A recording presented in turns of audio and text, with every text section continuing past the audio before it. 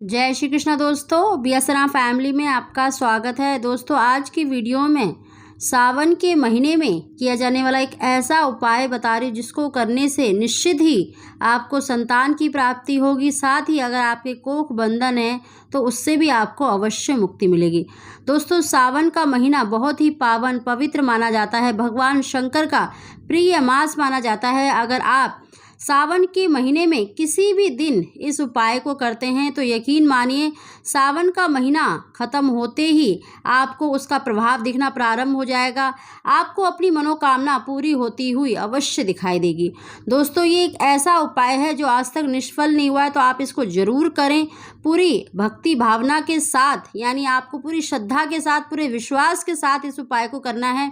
दोस्तों, जब भी हम कोई उपाय करते हैं तो आप अपने मन में तनिक भी आपको शंका नहीं आनी चाहिए कि हम ये करेंगे तो हमें इससे लाभ मिलेगा या नहीं। तो दोस्तों, आपको आंख बंद करके पूरे विश्वास से इस उपाय को करेंगे तो देखना भगवान शंकर की कृपा से आपकी मनोकामना शीघ्र पूरी होती हुई नजर आएगी।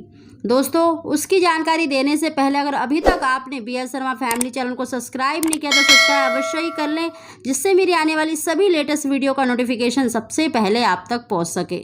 दोस्तों, इस उपाय को आपको देखिए सावन के महीने में करना है। आप किसी भी दिन कर सकते हैं, सोमवार के दिन, मंगलवार के दिन, बुधवार के दिन, किसी भी दिन आप इस उपाय को कर सकते हैं। इस उपाय में देखिए आपको शिवलिंग पर एक फल अर्पित करना है। उस फल का नाम है जायफल। दोस्तों, जायफल बहुत ही श्रेष्ठ माना जाता है, संतान प्राप्ति और पुत्र का रूप माना जाता है।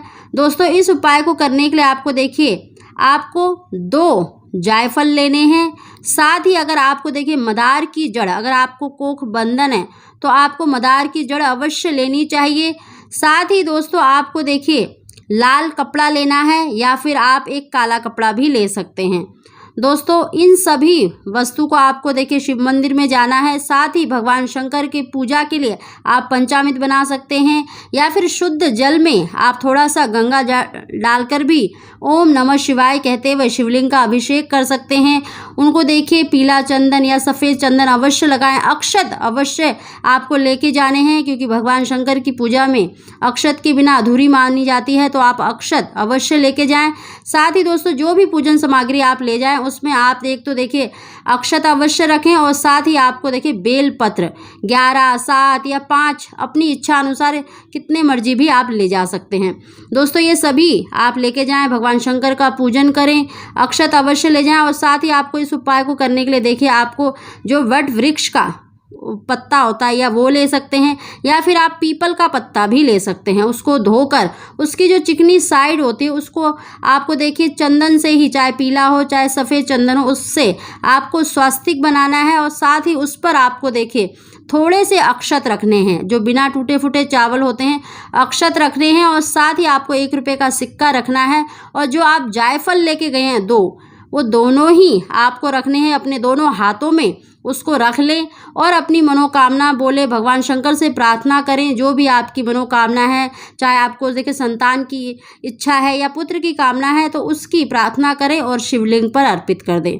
इस तरह से आप भगवान शंकर का पूजन करें, उनकी आरती अवश्य करें, धूप दीप जलाकर आरती करें और पूजा करने के बाद भगवान शंकर से अपनी प्रार्थना अवश्य बोलें।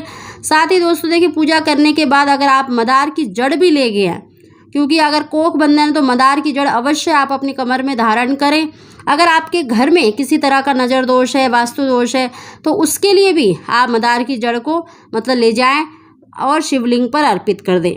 पूजा करने के बाद आपको देखिए 1 जायफल उठा लेना है, और साथ ही आपको जो मदार की जड़ लेके गए हैं, जिसे आंकड़ा कहते हैं, श्वेतार्क कहते हैं, अगर सफ़ेद फूल का मिल जाए तो बहुत ही श्रेष्ठ है, उसकी थोड़ी सी जड़ ले जाएं। और पूजा करने के बाद इन दोनों वस्तु को आपको उठा लेना है।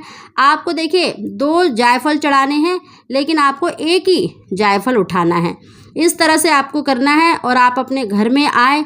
दोस्तों, अगर आपके घर में नज़र दोष है, किसी तरह का बुरी शक्ति का वास है, जिस वजह से आपको संतान की प्राप्ति नहीं हो रही, तो आप जब अपने घर के अंदर एंट्री करते हैं तो दाईं तरफ, यानी अपने राइट हैंड की तरफ, आपको उसे काले कपड़े में बांधकर अपने मेन गेट के दरवाजे पर किसी कील पर उसको टांग देना है। इस तरह से टांगना है कि उस पर सभी की नज़र पड़े।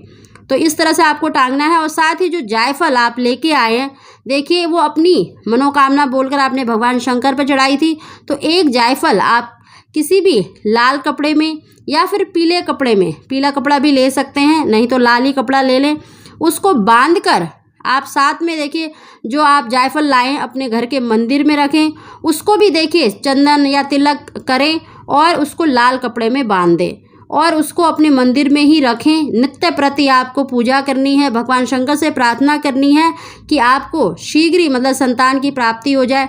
भगवान शंकर का ध्यान करके प्रार्थना करनी कि हे प्रभु, मैं आपका ये फल लेकर आई हूँ, तो शीघ्र ही मेरे घर में भी संतान की प्राप्ति हो जाए, या पुत्र की कामना है तो पुत्र की प्राप्ति हो जाए। इस तरह से आपको मंदिर में मतलब प्रार्थना बोलने के बाद, पूजा करने के बाद अपने घर की जैसे पूजा करते हैं उसको रख देना है। और डेली नित्य प्रति आप जब पूजा करते हैं तो उसको भी धूप दीप दिखानी है। दोस्तों, सावन का महीना ख़त्म होने के बाद आपको उस जायफल को किसी भी बहते हुए पानी में विसर्जित कर देना है, नहीं तो आप किसी भी अपने घर से दूर, या तो आप मतलब वट वृक्ष के नीचे ही या फिर आप पीपल के पेड़ के नीचे ही उस जायफल को कपड़े समेत ही उसमें मिट्टी में दबा दें। इस तरह से आपको करना है। दोस्तों देखना, इस उपाय को करने से निश्चित ही आपको संतान की प्राप्ति होगी। अगर आपको कोख बंधन है तो उससे भी मुक्ति मिलेगी। दोस्तों अगर आपको देखिए कोख बंधन है तब तो आपको देखिए मतलब दरवाजे पर मतलब मदार की जड़ को लगाने की आवश्यकता नहीं है, नहीं तो आप मदार की जड़ को देखिए 2 ले सकते हैं, अपने घर के दरवाजे पे भी उसको लगा सकते हैं और अपनी कमर में भी अवश्य धारण करना चाहिए। इस तरह से दोस्तों अगर आप दोनों उपाय करते हैं तो यकीन मानिए कि आपका कोखबंधन भी खुलेगा, उससे मुक्ति मिलेगी और आपको संतान की प्राप्ति भी अवश्य ही होगी। दोस्तों आपको देखना, सावन का महीना समाप्त होते होते आपको अपनी मनोकामना पूरी होती हुई नजर आएगी। दोस्तों सावन का महीना देखिए बहुत ही पावन पवित्र माना जाता है। अन्य दिनों के मुकाबले अगर इस महीने में पाठ पूजा की जाए, उपाय किए जाएं तो शीघ्र ही आपकी जो मनोकामना है वो पूरी होती है। दोस्तों इस उपाय को अगर आप चाहें तो पति पत्नी मिलकर सच्चे मन से इस उपाय को करें तो शीघ्र ही आपकी जो मनोकामना है वो पूरी होगी। दोस्तों अगर पति पत्नी दोनों एक साथ नहीं कर सकते तो स्त्री अकेले भी इस उपाय को करे सच्चे मन से, तो निश्चित ही उसकी मनोकामना पूरी होगी। साथ ही दोस्तों आप नित्य जैसे भगवान शंकर का पूजन करते हैं तो आप इस मंत्र का भी अगर एक माला का 11 या 21 जितनी मर्जी आप अपनी मतलब इच्छा अनुसार इस मंत्र का उच्चारण कर सकते हैं। गणेश जी का ध्यान करें, माता पार्वती का ध्यान करें और भगवान शंकर का ध्यान करें और उनसे प्रार्थना करें और इस मंत्र का उच्चारण करें। ओम पार्वती प्रिय नंदनाय नमः, ओम पार्वती प्रिय नंदनाय नमः। इस तरह से माता पार्वती से भगवान शंकर से प्रार्थना करें कि हे प्रभु, जैसे आपका प्रिय पुत्र गणेश जी है ऐसे ही हमें भी संतान सुख दीजिए। अगर पुत्र की कामना है तो पुत्र संतान का सुख दीजिए। इस तरह से आपको नित्य प्रति उनसे प्रार्थना करनी है।